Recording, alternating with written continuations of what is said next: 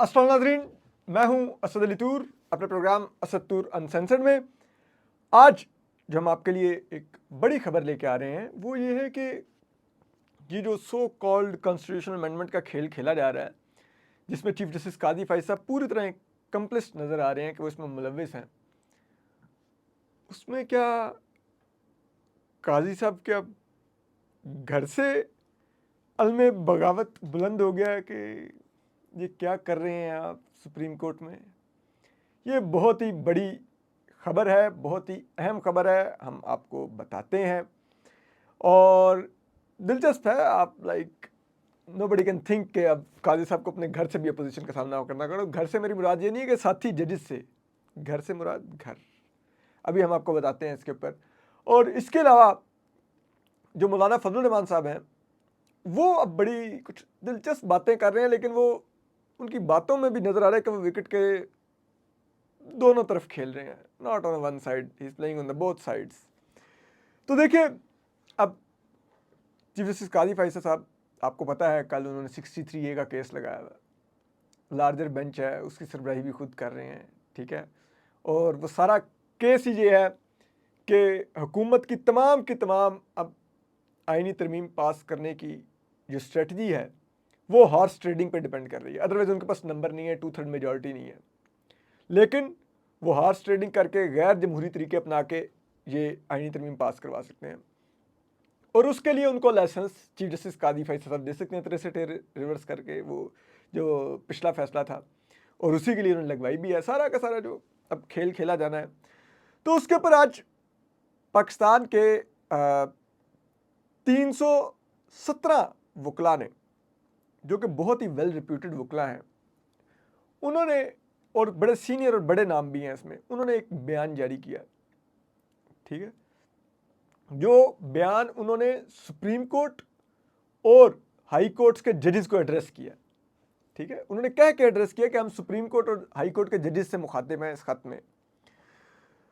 उसमें जहां पर वो इन आइनी तरमीम के आइडिया को वो क्रिटिसाइज करते हैं, और ये सारा जो कॉन्स्टिट्यूशनल कोर्ट और ये वो सब कुछ अमेंडमेंट्स लाने का जिस तरह वो इस सबको रिजेक्ट करते हैं, मुस्तरद करते हैं, उसमें वो सुप्रीम कोर्ट और हाई कोर्ट के जजेस को उनका हल्फ याद करवाते हैं और कहते हैं कि आप लोगों ने हल्फ लिया हुआ है कि आप आईनी अदालत और आईन पाकिस्तान को उसका दिफा करेंगे, ठीक है।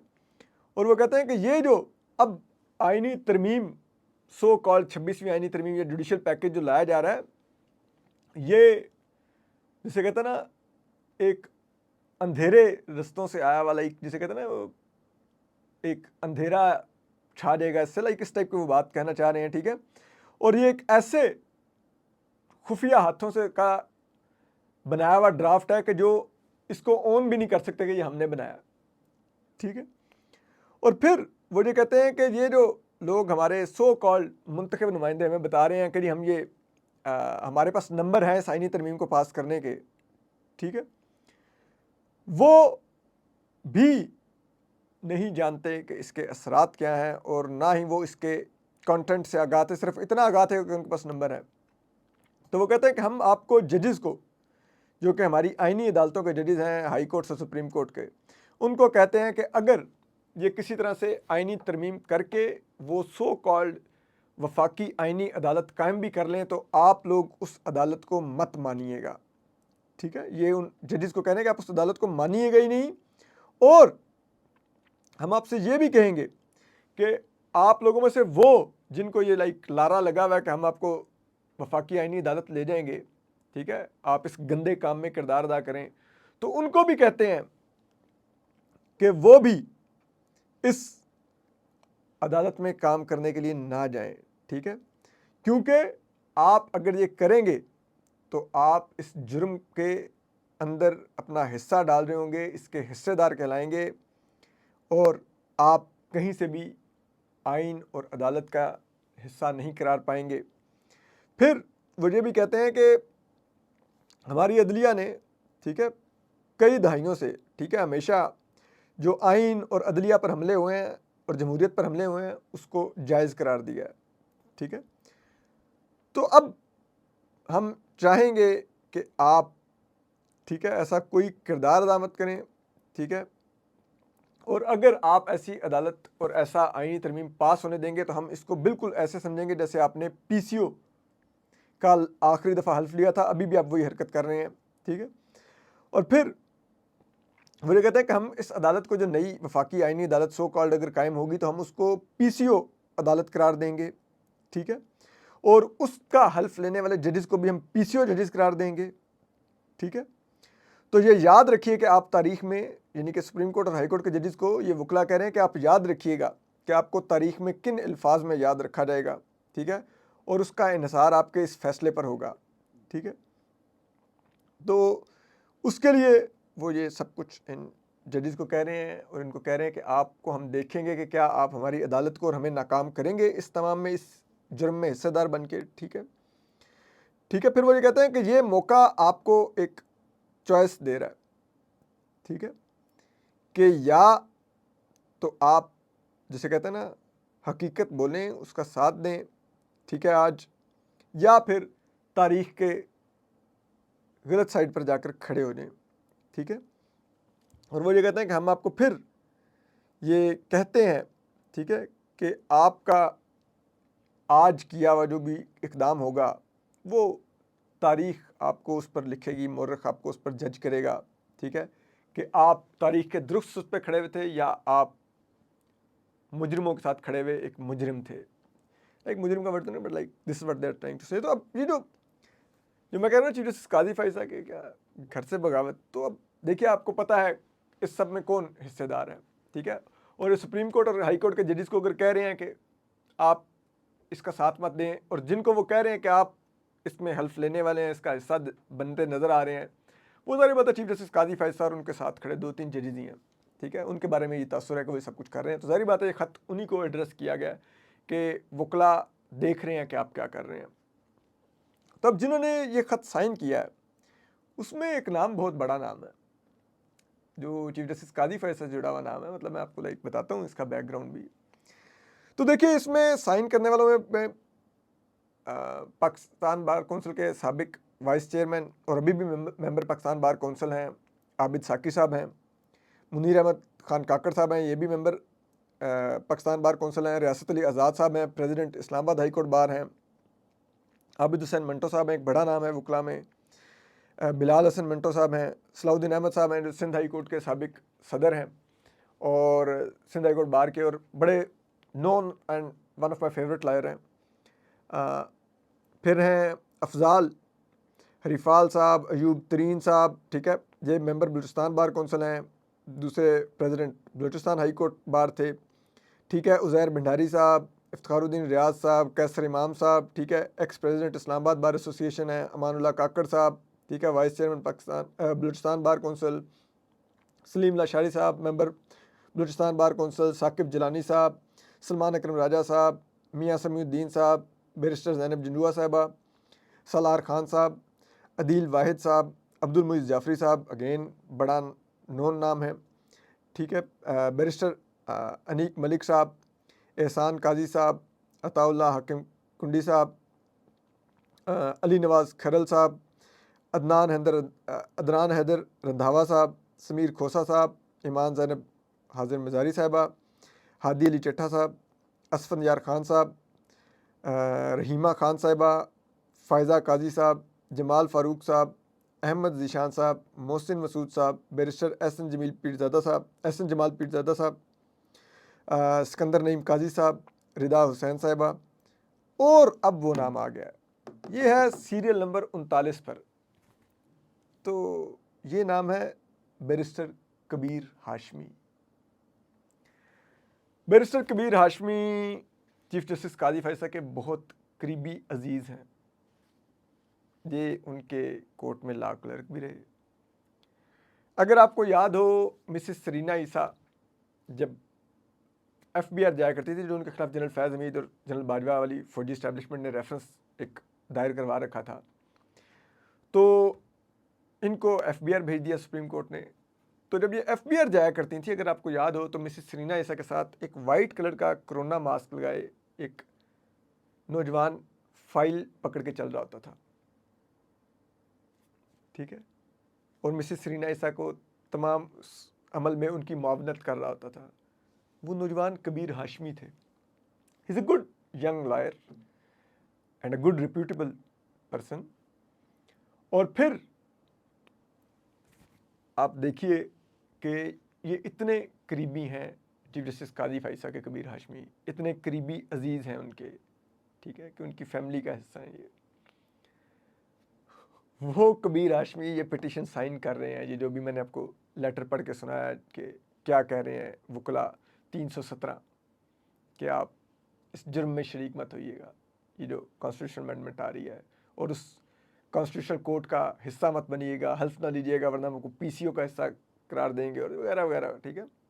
कबीर हाशमी ये बात कर रहे हैं, यानी कि वो भी चीफ जस्टिस काजी फाइसा को कह रहे हैं कि हम देख रहे हैं आप क्या कर रहे हैं।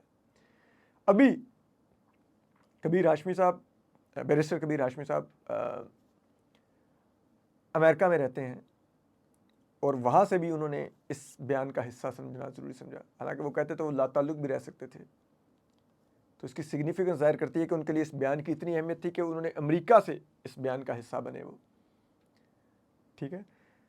आपको याद करवाएं, गुज़िश्ता दिनों जस्टिस अतर मिल्ला साहब अमेरिका गए थे और उन्होंने न्यूयॉर्क बार से खिताब किया था, ठीक है। उनका वो खिताब बहुत वायरल हुआ था, बड़ी स्पेकुलेशन हुई थी और चीफ जस्टिस काजी फाइज साहब को बहुत नागवार भी ज़राए बताते हैं वो गुजरा था। तो उस उनके खिताब को और क्वेश्चन आंसर को जो नौजवान मॉडरेट कर रहा था, जस्टिस अतर मिल्ला के बिल्कुल पहलू में खड़ा हुआ था, साथ मतलब इस तरफ करके, और वो क्वेश्चन आंसर ले रहा था जो बार के मेंबर्स थे, न्यूयॉर्क बार के, वो कबीर हाशमी ही थे, बैरिस्टर कबीर हाशमी, ठीक है। Like he is known in America as well, वहाँ पे वो उनकी बार में, वहाँ पे न्यूयॉर्क बार में वो थे, ठीक है। तो वो, अब बताइए फिर क्या इसका पैगाम जाता है, क्या इसका मतलब लिया जाए, ठीक है। तो यानी कि चीफ जस्टिस काजी फाइसा को उनके घर से भी कहा जा रहा है कि काजी साहब जान दो, ठीक है, मंसूर अली शाह आन दो, ठीक है, सबका हिस्सा मत बने। ये उनके लिए एक पैगाम है कि उनके अब करीबी अजीज़ भी उनको ये इस किस्म की अब वाइब दे रहे हैं, और अगर वो ओपनली वाइब दे रहे हैं तो शायद इसकी एक वजह ये भी हो कि शायद पसे पर्दा रह के उन्होंने समझाने की कोशिश की हो तो उनकी बात ना सुनी गई हो, ठीक है। क्योंकि अब चीफ जस्टिस काजी फाइज शायद अब किसी और ही पेडिस्टल पर खेल रहे हैं, ठीक है। लेकिन शायद इसीलिए अब वो पब्लिक आ गए हैं और उन्होंने पब्लिकली आके ये ख़त साइन कर दिया कि मैं पार्ट हूँ इस मुतालबे का, जो 317 पाकिस्तान के रिप्यूटेबल वकला, जिसमें जिब्रान, नासिर और सारे ये लोग मौजूद हैं, ठीक है, वो कर रहे हैं। तो उन्होंने कहा कि भाई मैं क्यों पीछे हटूँ, मैं भी इसका हिस्सा हूँ, ठीक है। तो अब ये हालात हैं, लेकिन इसके बावजूद अगर चीफ जस्टिस काजी फाइसा कहें कि नहीं जी मैंने तो ये सब कुछ करना ही करना है, तो अब सोचिए बाहर आवाम में तो उनकी क्या इससे साख और लेगेसी रहनी है। वो तो ऑलरेडी मेरी नज़र में 13 जनवरी को उनकी लेगेसी ख़त्म हो गई थी, ठीक है। उसके बाद तो अब वो एक कंप्लिसिट है इस मुल्क में जो कुछ हो रहा है, जो जबर का दौर है, जो इस मुल्क में क़यामत बरपा है, जो गैर जमहूरी काम हो रहे हैं, जो गैर आइनी इक़दाम हो रहे हैं, जो इस्टेब्लिशमेंट की तेज़ आंधी चल रही है, जो फार्म 47 की लास्टिक पहनी हुई शलवारें पहनी हुई जो अरकान असम्बली इस किस्म की बदबूदार और बदनीयत आइनी तरमीम पास करवाने की कोशिश कर रहे हैं, और सब में चीफ जस्टिस काजी फाइसा हिस्सा नज़र आ रहे हैं। तो आप सोचिए कि ये तो आम आदमी तो जो ये बात करेगा उनके अपने अजीज़ भी उनके बारे में यही सोचते हैं। तो एनीवे, लेकिन मेरे लिए खुशगवार हैरत का बायस हुआ ये उनका नाम देख के। मुझे सरप्राइज़ लेकिन नहीं हुआ, क्योंकि सरप्राइज़ इसलिए नहीं हुआ कि I have a bit idea of barrister Kabir Hashmi की पर्सनैलिटी का। तो हाँ, मुझे ये थोड़ा ज़रूर हैरत हुई कि उन्होंने अमेरिका से बैठ के भी अपना नाम इस पर ख़त में ज़रूर डलवाना ज़रूरी समझा कि तारीख़ याद रखे कि बैरिस्टर कबीर हाशमी वहाँ पर नहीं खड़ा था जहाँ पर उनके अजीज़ चीफ जस्टिस काजी फाइसा खड़े थे, ताकि बैरिस्टर कबीर हाशमी का नाम तारीख़ के उन स्याह नामों में मत लिखा जाए। So I really like it, और hats off to barrister Kabir Hashmi के इन हालात में भी ही स्पीक्स आउट, और वो भी दुरुस्त सिर्फ खड़े नज़र आए। तो अब दूसरी तरफ अगर आप देखें तो जो मौलाना फजल रहमान साहब हैं, ठीक है, अब आज उन्होंने एक प्रेस कॉन्फ्रेंस की है, बड़ी अहम है। उन्होंने बड़ी अहम बातें की। एक तो उन्होंने कहा कि जी हमारे पास जो मसवदा आता है ना आईनी तरमीम का, वो तो हुकूमत से आया था, हमें किसी इस्टेब्लिशमेंट ने नहीं दिया, उनको दिया होगा तो उनसे हमें आ गया होगा, ठीक है। दूसरा, वो ये भी कहते हैं कि ये जो पिछला मसवदा था 26वीं आईनी तरमीम का, उन्होंने कहा ये जो अदालती ढांचे में तब्दीलियाँ लाई जा रही थी वो अवाम के मुफाद में नहीं थी, ठीक है। यानी कि वो कह रहे हैं कि यार ये बड़ी मुजरमाना किस्म की तरमीम थी, इसलिए मैंने सपोर्ट नहीं की। फिर वो जो अब एक खौफनाक शॉट मारते हैं, ठीक है, वो ये कहते हैं कि हम यानी कि मौलाना फजल रहमान और JUF इस पार्लियामेंट को अवाम की नुमाइंदा पार्लियामेंट नहीं समझते, ठीक है। यानी कि वो कह रहे हैं फार्म 47 वाली शलवारें, प्लास्टिक की शलवारें पहनी हुई पार्लियामेंट को हम नहीं अवाम की नुमाइंदा पार्लियामेंट समझते हैं। अवाम की नुमाइंदा पार्लियामेंट वो होगी जहाँ से लोग विल ऑफ द पीपल की नुमाइंदगी कर रहे होंगे और फेयर इलेक्शन जीत के आए होंगे। ये नहीं कि अपने रिजल्ट बचाने के लिए कभी रिटायर्ड जजों वाली तरमीम ला रहे होंगे, कभी 12 जुलाई के फैसले पर अमल दरामद ना करने के लिए इलेक्शन एक्ट में तरमीम ला रहे होंगे, कभी कुछ गंदा खेल खेल रहे होंगे, कभी वो इस किस्म की बदबूदार आइनी तरमीम पास करवाने की कोशिश कर रहे होंगे, लोग अगवा करके किसी की बेटी अगवा कर ली, किसी की बीवी अगवा कर ली। फिर वो ये कहते हैं कि हमारा मौक़िफ़ है कि अफराद के बजाय अदलिया में इस्लाहात होनी चाहिए। अब ये बड़े दिलचस्प वो स्विंग कराते हैं, लेकिन आपको इस पर फिर आते हैं। फिर वो कहते हैं कि जितनी भी धांधली कर लो हम मैदान में रहेंगे। फिर मौलाना फजल रहमान साहब फिर एक और खौफनाक शॉट मारते हैं कि वो कहते हैं कि एक तो वो कहते हैं ना कि वो इस पार्लियामेंट को अवाम की नुमाइंदा पार्लियामेंट ही नहीं समझते, यानी कि ये दुरुस्त तरीके से मुंतखब होकर आए हुए MNAs और लोग ही नहीं हैं। और यही बात सुप्रीम कोर्ट के 12 जुलाई के तफसीली फैसले ने कहा कि इलेक्शन कमीशन ने अपनी जिम्मेदारी नहीं अदा की कि इलेक्शन सही कराता। फिर मौलाना ये भी कहते हैं कि कम अज़ कम ये पार्लियामेंट तो आइनी तरमीम का मैंडेट नहीं रखती। इस किस्म की जाली पार्लियामेंट से इतनी बड़ी आइनी तरमीम करवाना नाइंसाफ़ी होगी। यानी कि वो कहते हैं कि यार जिस पार्लियामेंट की अपनी लेजिटिमेसी नहीं है, वो आइन के साथ छेड़छाड़ कैसे कर सकती है। और यही हम कह रहे हैं कि इस पार्लियामेंट से चीफ जस्टिस काजी फैसा एक आइनी कोर्ट बनवाएंगे, इस पार्लियामेंट से वो अपनी जजों की उम्रें बढ़ाएंगे, अपने पर्क्स बढ़वाएंगे, जिसकी अपनी लेजिटिमेसी ठीक नहीं है। इस तरह तो कल इस्टेब्लिशमेंट कोई भी चोरी पर इलेक्शन करके एक हुकूमत बनवाए और उससे आइन में तरमीम करवा ले। यानी ये तो अब एक ऐसा रास्ता दिखा रहे हैं, पहले तो वो मार्शल लॉ लगाकर, ठीक है, और सुप्रीम कोर्ट के जजों से ऑर्डर लेकर तो आइन में तरमीम का इख्तियार लेते थे फौजी डिक्टेटर्स। यहाँ पे तो आप कह रहे हैं कि अब हम आपको एक नया रास्ता देते हैं कि आप एक इलेक्शन रिग करो, फार्म 47 की लास्टिक की शलवारें पहनाकर लोगों को पार्लियामेंट में भेजो और उनसे अपनी मर्जी की जैसी मर्जी आइनी तरमीम करवाओ, आइन का बेड़ा गर्क कर दो, लोगों की ज़िंदगियाँ तबाह कर दो, जमहूरियत पे शब खून मारो और कोई पूछने वाला नहीं होगा। कहेंगे नहीं जी कि ये तो तरमीम पार्लियामेंट नहीं है ना, उसको लेजिटिमेसी होगी जी। ये तो ऐसा ख़तरनाक रास्ता दिखा रहा है जो जहन्नुम के दरवाजे खोल देगा, यानी पाकिस्तान के ऊपर, पाकिस्तान के शहरियों के हकूक़ के ऊपर, जमहूरियत के ऊपर, हमारी सियासी शख्सी आज़ादियों के ऊपर। फिर अब मौलाना एक गुगली करवाते हैं। मौलाना कहते हैं देखते हैं पीपल्स पार्टी अगले मरले में आइनी तरमीम का क्या मसवदा लाती है, ठीक है, क्योंकि हमारा मौक़िफ़ है कि अफराद की बजाय अदलिया में इस्लाहात होनी चाहिए। अब अगर मौलाना जो समझते हैं कि ये पार्लियामेंट जायज़ ही नहीं है, ये जाली पार्लियामेंट है और इस पार्लियामेंट के पास ये मैंडेट नहीं है कि ये आइन में तरमीम कर सके, ठीक है, तो फिर जैसा मर्जी बेहतर मसवदा ले आए। अगर वो पार्लियामेंट ही जाली है तो उससे मौलाना क्यों आइनी तरमीम को सपोर्ट करेंगे। तो ये तो फिर नहीं होना चाहिए। एक जालसाज पार्लियामेंट में कैसे एक जालसाज तरीके से एक जिसे कहते हैं गैर जमहूरी और गैर आइनी तरमीम करवाई जा सकती है और उसके लिए चीफ जस्टिस काजी फैसला 63A वाला लाइसेंस ले लिया जाए। तो अभी भी अगर मौलाना चाहें तो वो आइनी तरमीम का रास्ता रोक सकते हैं अगर वो अपने आप को तारीख की दुरुस्त सनत में खड़ा रखेंगे। और उसका सिर्फ एक ही तरीका है, वो अगर इसको सपोर्ट नहीं करेंगे तो हुकूमत बेशक PTI के, मैं कहता हूँ 80 के 80 MNS को उठा के उनसे वोट भी करवा ले तो हुकूमत आइनी तरमीम नहीं करवा सकती। उसकी वजह यह है कि सेनेट में फिर भी उनको मौलाना के वोट की ज़रूरत होगी। मौलाना फजल रहमान की JUF के वोटों के बगैर हुकूमत जो मर्ज़ी कर ले वो सेनेट में आइनी तरमीम नहीं करवा सकती, पास नहीं करवा सकती, क्योंकि 2/3 मेजॉरिटी नहीं बनेगी। कौमी असम्बली में अगर बना भी लें वो 63A की जजमेंट को अप्लाई करके, सेनेट में नहीं कर सकेंगे। तो ये बहुत ही दिलचस्प है, देखते हैं क्या होता है। मौलाना फजल रहमान साहब की पोजीशन बहुत सिग्निफिकेंट होगी और कल जो 63A का केस सुना जाएगा उसमें जस्टिस मुनीब अख्तर की पोजीशन बहुत दिलचस्प होगी। वो बेंच से रिक्यूज़ करते हैं या बेंच को गैर आईनी कोर्ट कहते हैं या बेंच में बैठ के वो जो पोजीशन लेते हैं या वो कोर्ट में आते ही नहीं है। तो हर सूरत में कल खबर बनेगी जस्टिस मुनीब अख्तर की कि वो क्या पोजीशन लेंगे। अपना ख्याल रखिए। अल्लाह हाफ़िज़।